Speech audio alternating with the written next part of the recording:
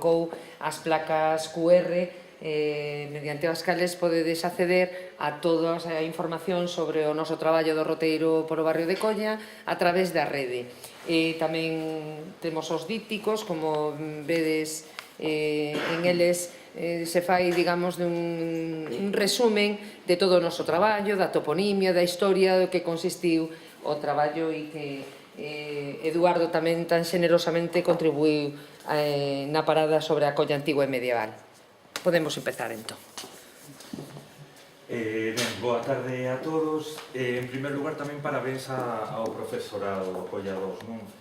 Que a verdade é que hubo moitísimos meses de traballo en facer todo eso, non? Moitas veces, non sei, como pai o digo, tamén acusamos os profesores de que non fai nada, non sei que tal.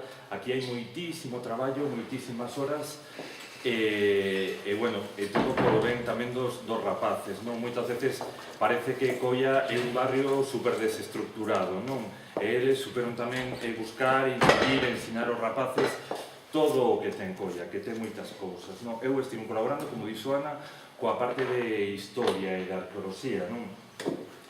Bueno, referente á historia de Colla, a verdade é que parece que Colla é un barrio moi novo, non? Sobre todo, xente que é de Colla, de sempre, que se di, que leva toda a vida vindo aquí, saben que non, non? Pero xente que ven de fora, mellor pensan que é un barrio que surdiu nos anos 60, que é verdade, é un barrio que surdiu nos anos 60, pero tras deso hai centos de anos e miles de anos de historia, non?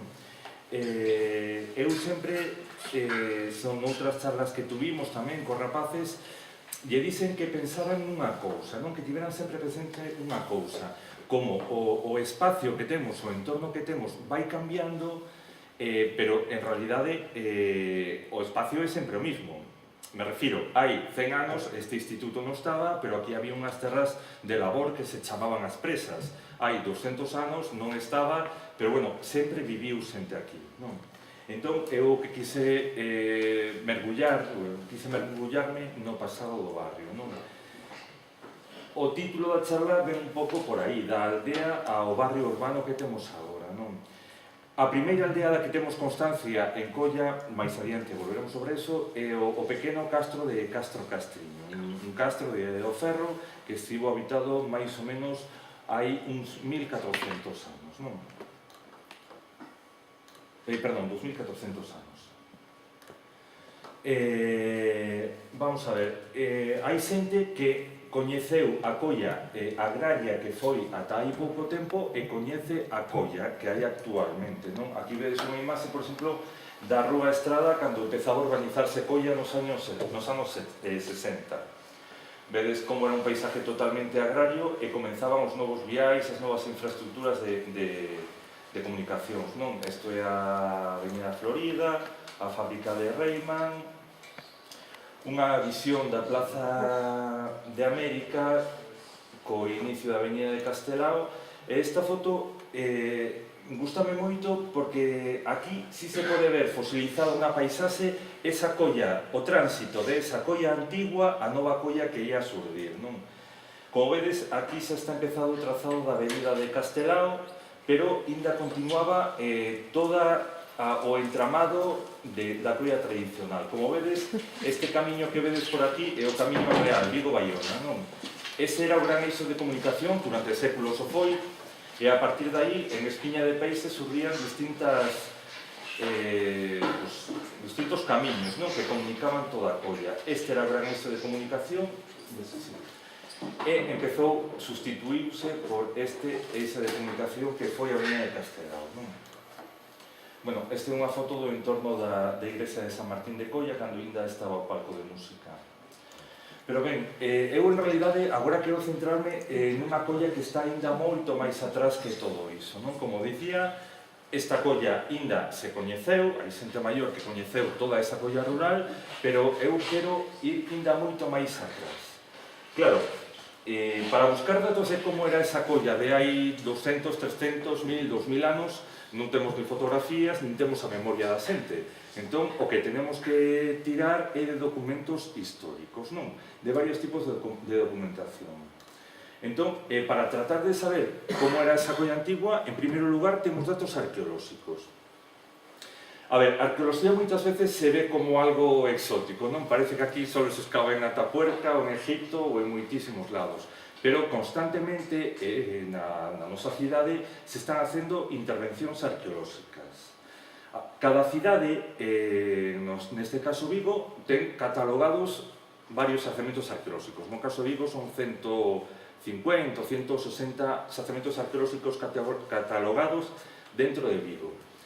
Cada xacemento arqueolóxico ten un perímetro de protección ao redor. E dentro dese perímetro de protección, calquera intervención que se fai, construir un edificio, meter gas ciudad, calquera remoción de terras, conleva que se faga un seguimento arqueolóxico, vale? O sea que constantemente se están xerando datos arqueolóxicos no noso entorno, inda que nós non os saibamos. De acordo? Pasou aquí constantemente, no entorno de Castro Castriño, na rúa de Tomás Alonso, por esa zona, cando se mete o gas ciudad ou erro que é esa, ten que estar un arqueólogo ali a pé de obra, pois inspeccionando, de acordo? Para que non, ou si, salgan restos arqueolóxicos. Entón, como os decía, para saber como era esa colla antigua, a primeira fonte de coñecemento pode ser a arqueoloxía. Por exemplo, bueno, este é un bifaz que apareceu ali na zona das Casas do Rocío, estes son cravos que apareceron no xacemento de Marqués de Valterra, no xacemento romano, logo falarei del. Isto é cerámica castresa que apareceu en Castro Castriño. De acordo? Entón, a arqueoloxía como primeira fonte de coñecemento histórico. Outra fonte que temos de coñecemento histórico é a toponimia. Un topónimo, a toponimia, é o estudio do nome das cosas, non? O nome das cidades, o nome dos sitios.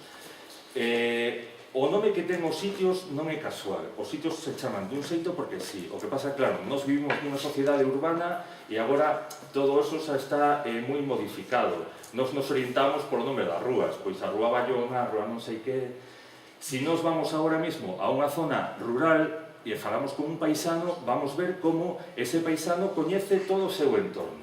Sabe que aquela pequena ladeira se chama non sei que aquel pequeno coto se chama non sei que aquel val se chama non sei que. Todo ten un nome e todo ten un porqué dese nome, non? Actualmente se conservan no Rueiro, nas nosas rúas, se conservan nomes de sitios, nomes de prazas que a nós, cando os vemos por aí, non os sabemos identificar, pero que en realidade ten centos de anos, non? Vedes esta foto de aquí, isto é na rúa Quintela, non sei se vos dades conta, por aquí é onde está a piscina de máis que auga. Bueno, toda esa zona se chama Praza Batellada, non sei se vos fixaxes alguna vez. Bueno, ese nombre non é casual, non? Ese nombre xa aparece citado no catastro de Ensenada, non? Entón, existen hornos para fabricar tejas que pertenecen ao dominio directo del obispo e cabildo de Tui, de acordo? E como ese, temos moitos topónimos no noso entorno que teñen moitísima antigüidade, non? As Travesas, por exemplo, é un topónimo que aparece xa citado en documentos do século XVI. O mesmo o topónimo de Coia, non? Para explicar o topónimo de Coia, ata hai pouco tempo se identificaba como un derivado de collo, como un derivado de pedra, non? Un collo é unha pedra grande. Iván Sestai, un filólogo, el ofrece outra interpretación, que quizáis pode ser máis acertada, non? El di que colla deriva de coiba, con V, coiba con V, non? Que significa como un topónimo prerromano e que significa como pequeno, bueno, como pequeno non, como val, como fondón, como sitio abrigado, non? Se nos fixamos na paisaxe, si pode ter certo sentido. Se vos sabes, por onde va agora a avenida de Castelao é como unha pequena dorsal, non? Como unha pequena zona alta que logo cae cara ao mar e logo cae cara ao río, ao Lagares, non? Entón, dende a avenida de Castelao cara ao Lagares, si é verdade que é unha zona de val, non? Entón, Iván Sestai identifica o topónimo de Colla como derivado de covia, non? E, de feito, en Asturias, el di que existen collas topónimos de collas que se refiren a zonas de val, non? Entón, probablemente o topónimo de Colla derive de zona de val.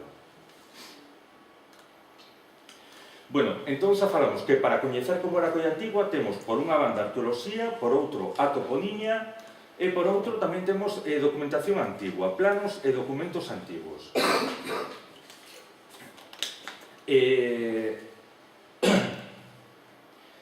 As primeiras mencións que hai de Colla en documentos son do século XIV e hai unha mención tamén un pouco máis oscura que do século XIII, non? Entón, no século XII, no século XIII, Colla xa estaba sentada como unha realidade, como unha entidade. Vale, este, por exemplo, logo volveremos a este documento. É unha donación que fai o rei Enrique de Trastámara a un bispo, o bispo Juan de Castro de Tui.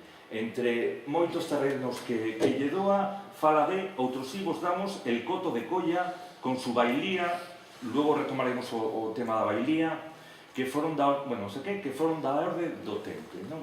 Entón, este documento nos está dicindo do século XIV que Colla foi unha bailía templaria. Cando falemos da Idade Media, volveremos co tema da bailía templaria, non? Por agora os adianto que, bueno, sí, probablemente houve un asentamiento templario aquí en Colla, pero, bueno, tampouco pensedes que é como unha película de Antena 3 ás 5 da tarde, non? Que salen os templarios, uns tipos aí con espadas moi grandes, non? Logo falaremos de como era a Colla templaria. E, bueno, no outro documento, por exemplo, este de 1750, do Catastro de Senada, donde tamén, interrogatorio a feligresía de San Martín de Colla, non? Outro tipo de documentos para saber como era a Colla Antigua, aparte de documentos escritos, poden ser documentos planimétricos, planos, non? Este é un plano de 1907, é un plano de Ramiro Pascual. Este plano chega, esta sería a parte máis da baixo do plano, non? Esta zona si sería a Colla. Este é un pequeno rochedo. Aquí, nesta zona é onde hoxe estaría o Pazo de Congresos, non? Por aquí viría a Avenida de Beiramar, o Pazo de Congresos máis ou menos quedaría por aquí, e deste rochedo para baixo sería o Areal de Colla, e deste rochedo para arriba sería a Praia de San Francisco, non? Logo retomaremos de novo e veremos como este rochedo era o límite norte da Colla histórica. Vale, entón, volvo para atrás. Para saber como era a Colla histórica tenemos fontes arqueolóxicas, fontes toponímicas e fontes documentais. Ben, cando falamos agora de Colla, falamos de un barrio urbano, pero en realidade tampouco ten a mesma entidade, ni a mesma extensión da Colla da que estou falando agora, da Colla histórica, non? Agora mesmo, Colla perdeu toda a entidade administrativa. Sabedes que en Galicia hai entidades administrativas que son as parroquias. Non me refiro a parroquias eclesiásticas, me refiro a parroquias como entidades administrativas. A parroquia de Alcabra, a parroquia de non sei que, tal. Hoxe en día, Colla non ten esa entidade de parroquia administrativa, senón que foi absorbida pola parroquia de Vigo. De acordo? Entón, cando estou agora a falar do coto de Colla, da Colla histórica, da Colla tradicional, estou falando dun territorio que era moito máis amplo do que nós agora concebimos. De acordo? Para que os fagades unha idea, esta sería a extensión do coto de Colla, da Colla tradicional, dende que a coñecemos en documentación do século XIII ou século XIV ata finais do XIX ou principios do XX, non? Cando empezou a desmembración das distintas parroquias. E a parroquia de San Martín de Colla, pois agora quedou en un reducto pequeno, non? Entón, hai un documento na Catedral de Tui, un apeo do século XVI, no que aparece o deslinde de Colla. E é sorprendente, porque en ese documento do século XVI como digo, aparece un deslinde de Colla xunto a nomes que, claro, hoxe en día non son identificables, non? Porque di, pois o límite non sei que vai da viña que ten fulanito a, non sei, ou a Penedo non sei que. Claro, esos límites non os podemos ver agora, pero, en cambio, si aparecen topónimos que actualmente usamos. Por exemplo, Travesas, por exemplo, Teixugueiras. En Navia, Teixugueiras, hai unha rúa, pois é un topónimo, é un camiño moi antigo que agora se asimilou no barrio de Navia, pero que un topónimo que xa aparece no século XVI.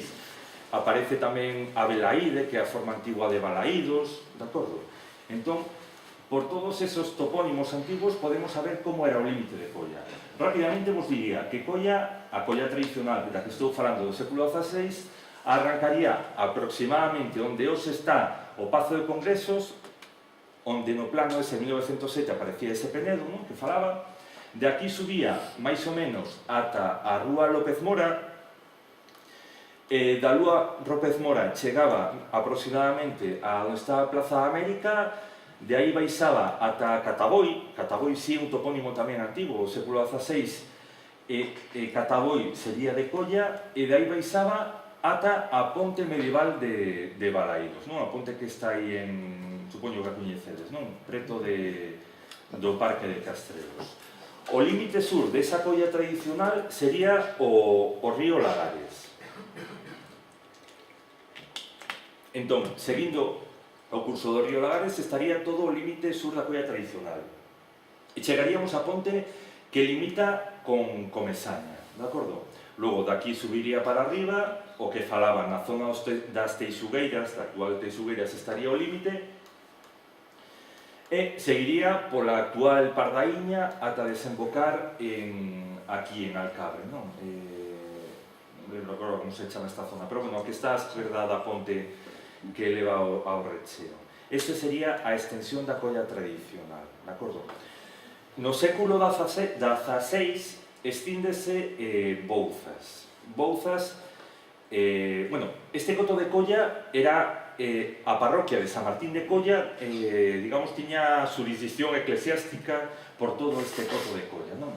No século XVI estíndese a vila de Bouzas, non? Había problemas, había unha pequena capela ali, e, bueno, os boucenses queixábanse que tiñan que ir a misa a San Martín de Colla, non sei que, entón lle piden ao obispado que faga unha parroquia nova, e de feito se fai a igrexa de San Miguel de Bouzas, non? E logo, xa a finais do XIX e a principios do XX, é cando se empezan a extindir as distintas parroquias, non? Entón, toda esta colla histórica do coto de Colla que aparece na documentación medieval, que se asimila a parroquia de San Martín de Colla, toda esa colla tradicional fragmentase, non? Entón, actualmente non queda nada. Colla, como os decía, como parroquia administrativa xa non existe, e como parroquia eclesiástica únicamente queda o reduto de San Martín de Colla, pero logo está San Antonio da Florida, o Cristo da Victoria, non sei que, está toda fragmentada, vale? Entón, esta é a extensión da colla histórica. Ben, como vos decía ao principio, temos indicios de xente, de persoas como a nos habitando en Colla dende hai miles de anos, vale? Ahora vamos a facer un repaso dos restos arqueolóxicos, dos restos históricos que hai de todas esas xentes que viviron aquí. Ben, os primeiros indicios que temos de restos humanos en Colla, en realidade, son moi pequenos, non? Hai un bifaz e un fendedor, son estas pedras talladas en sílex ou ben talladas en cuarcita, non? Ferramentas de man. Si apareceron un par delas, na zona de onde estaba Larsa antes, e na zona do Rocío, non? Que serían como estas, máis ou menos. Este é un dibuixo do bifaz do Rocío. Claro, isto atopouse descontextualizado, non está asociado a restos humanos, pois apareció entre terras de Recheo, pero bueno, si sabemos que aí hai miles de anos habitou xente, inda que non podemos darlle un contexto arqueolóxico. Vale. Entón, como os decía, aparecen estas dúas armas de pedra, bueno, armas non útiles de pedra, e logo aparece o que se chama a pedra da chepa, que son pequenas coviñas. Esta zona queda, bueno, vedes aquí, non? Travesía da Cordoeira, aquí onde teño o cursor estaría a igrexa de San Martín de Bouzas. Nesta foto vedes aquí como dous pequenos buracos, non? Isto é unha roca, non pensedes que é cemento ni nada, isto é unha base de granito. Bueno, estes dos pequenos buratiños poden ser dúas pequenas coviñas, dous pequenos petroglifos. Claro, esta zona xa está moi modificada, non? Pero si temos noticias de historiadores de principios do século XX que falan que en esa zona estaba a pedra da chepa, que chamaban, e que había gravados, que había petroglifos nela, non? Entón, posiblemente pudieran ser os últimos resquicios a que queda dese petroglifo. Para que vexades un paralelismo, isto non é colla, isto no Monte Tetón, bueno, aquí vedes petroglifos, non? Pois podían ser coviñas como estas que vedes por aquí. Estes pequenos buratiños circulares, non? Podemos pensar que, o millor, hai 3.000, 4.000 anos, hubo xente na zona do entorno de San Martín de Colla que gravou petroglifos como estes, vale? Agora ben, o primeiro indicio que temos de un poblamento estable dunha aldea con restos arqueolóxicos ben definidos é o poboado de Castro Castriño. Tamén engancho aquí outra vez co tema da toponimia, non? O Castriño é un topónimo que indica, pois eso, Castro pequeno, evidentemente. E si afianzouse, non? E perviviu durante moitos centos de anos ata chegar a hoxe. É un topónimo que ainda existe. Castriño é unha zona que queda de Alcampo, digamos, para baixo, ata chegar á rúa de Tomás Alonso, non? Esa zona é a zona de Castro Castriño. Ben, pois aí, hai uns 2.400 anos, había unha pequena aldea castresa, non? Isto si temos claras evidencias arqueolóxicas. Había unha pequena aldea castresa, como vos dicía, da Idade do Ferro. Isto é unha foto aérea do ano 57, e máis ou menos, isto é a Avenida de Beiramar, non? Isto é Tomás Alonso, por aquí. E esta, máis ou menos, sería a extensión que tiña ese pequeno castro, Castro Castriño. Claro, era un castro costeiro, estaba pegado ao mar, non? Agora si está un pouco modificado todo iso, al menos toda esta zona de aquí si son recheos, bueno, evidentemente todo isto son recheos. Entón, era unha pequena aldea de agricultores, de gandeiros, tería moita importancia tamén na xente que vivía no Castro Castriño a recolección de mariscos. Vale, a recolección de mariscos, probablemente mariscos de arrocha, non? Isto é unha foto de cando se fixeron unhas sondaxes, unhas cartas arqueolóxicas no ano 95. Lembrade tamén o que vos decía ao principio, que cada xacemento arqueolóxico ten un perímetro de protección, cando se fan remocións de terras para facer edificios ou que fora, hai que facer catas arqueolóxicas, excavacións arqueolóxicas, aquí tamén pasou, non? Entón, se fixeron no ano 95, penso que foi, no 96, se fixeron catas arqueolóxicas e se descubriu, bueno, se confirmou que existía o castro, non? Claro, diredes vos, bueno, e que pasa? Logo construíron uns edificios por riba do castro? Non, o que pasou que na zona na que se conservaban os restos quedou en zona verde, e os restos que apareceron quedaron cubertos pola terra, non? O millor vos pode parecer unha solución un pouco extrema, non deixar os restos á vista, non? Pero, bueno, é algo que se sole facer e tampouco é unha mala solución. Non sempre se poden coller os restos que aparecen nunha excavación arqueolóxica e musealizarlos, non? Porque require moito esforzo, moito gastos de mantenimento e moitas veces os restos que aparecen tampouco teñen unha entidade aí moi espectacular, non? Aquí concretamente no Castro Castriño apareceron restos dun par de vivendas circulares, apareceron algún pavimento de pedra de terra compactada, restos de folgadas, non? Entón, unha boa solución que se pode adoitar neste caso é facer un tapado especial, evidentemente, e os restos quedan baixo zona verde, non? Entón, non hai ningún problema, se conservarán de uns que anos, 2000 anos máis, se fai falta. Entón, bueno, si serviu para extraer datos científicos a excavación. Se sabía eso, que era unha pequena aldea de aproximadamente entre media e 1 hectárea, non? O millor non os parece moi grande, os parece un castro pequeno. Pero, en realidade, a maior parte dos castros que hai en Galicia, se pensa que pode haber en torno a uns 5.000 castros en Galicia, a maior parte dos castros eran aldeas moi pequenas, deste tamaño, unha, dúas, un castro de 3 hectáreas, esa sería moi grande. O que pasa que tamén nos estamos acostumados a ver os grandes castros que visitamos, pois Santa Tegra, o Castro de Vigo, Troña, que eses xa eran case que protocidades, non eran case que cidades, non eran aldeas agrícolas como poden ser estes castros, non? Entón quedaremos con eso. Normalmente os castros da Idade de Ferro eran aldeas que non solían sobrepasar 1 hectárea de extensión. Bueno, na excavación apareceron evidentemente restos de cerámicas, restos de serras. Isto é un fragmento, non, é unha doa, unha conta de collar, non? Este castro resultou moi interesante, ademais, cando se escavou, porque apareceron moitísimos restos de cerámicas púnicas. Vale? Cerámicas, ánforas púnicas que trouxeron comerciantes chegados de outras zonas do Mediterráneo. Tedes que ter en conta unha cousa, que ao principio os decía que o castro estivo habitado durante 2 séculos, entre o 4 a.C. e o 2 a.C. É o momento álxido do comercio púnico, non? Os romanos, digamos que sí se andaban por aquí, pero ainda non chegara a explosión, non? Do comercio cos romanos. Vale. Bueno, estivo habitado, como vos decía, durante 200 anos aproximadamente, e abandonouse no século 2 a.C. É un fenómeno que se ten observado noutros castros do entorno, no castro da Illa da Toralla, bueno, noutros castros que se excavaron na ría de Vigo, obsérvase como no 2 a.C. empezan a abandonarse. E coincide ese abandono co auxe do castro de Vigo. Vale, parece que o castro de Vigo empeza a recibir as poboacións de todos estes pequenos castros que hai ao longo da ría de Vigo. Non? Chámase un proceso de sinecismo, de absorción, por parte do gran castro de Vigo. Non?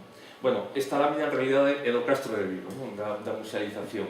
Pero bueno, sirve un pouco para que os fagades unha idea como podía ser o emplazamento do Castro Castriño. Nunha pequena zona, nunha pequena, non sei, península, un pequeno esporón que se adentra no mar e nun castro evidentemente marítimo. Vale. Bueno, de época tardorromana tamén temos restos arqueolóxicos. Temos, por unha banda, restos descontextualizados, como os falaba antes das pezas líticas, bifaces, tal, que aparecen, digamos, non asociados a restos arqueolóxicos. Aparecen restos de tégulas, as grandes tellas que usaban os romanos, na zona de Balaídos, no entorno de San Martín de Colla, aos pés do castro de Castro Castriño, aparecen ánforas tamén en zona de mar, e logo hai 3 xacementos, 3 vilas romanas dentro do territorio da Colla histórica. Un queda aquí xusto no límite, que é o xacemento romano de Marqués de Valterra, o xacemento romano de Bouzas e o xacemento romano do Fiunchal. Ben, empezo polo primeiro, o xacemento romano de Marqués de Valterra. Este é unha foto a ella, e este descampado que vedes aquí é onde agora está o Pazo de Congresos, vale, para que teñades aí. Aquí vedes como unha pequena zona verde, esta que teño aquí, vale. Nesa zona ainda se conserva o xacemento de Marqués de Valterra. A veces, cando dende o Concello limpian os noiros, os taludes, non? Deste pequeno... non sei, porque aparte é unha zona como que resalta. Cando o Concello limpia os noiros, se ven nos taludes restos de cerámicas, restos de muros incluso, que se metían para a estrada, e cando abriron as estradas, os cortaron todo, non? Entón, bueno, nesta zona se hicieron, non nesta zona, pero bueno, por aquí, se fixeron varias excavacións arqueolóxicas e apareceron restos desa vila romana que había aí tempo. Apareceron restos de serras, de novo,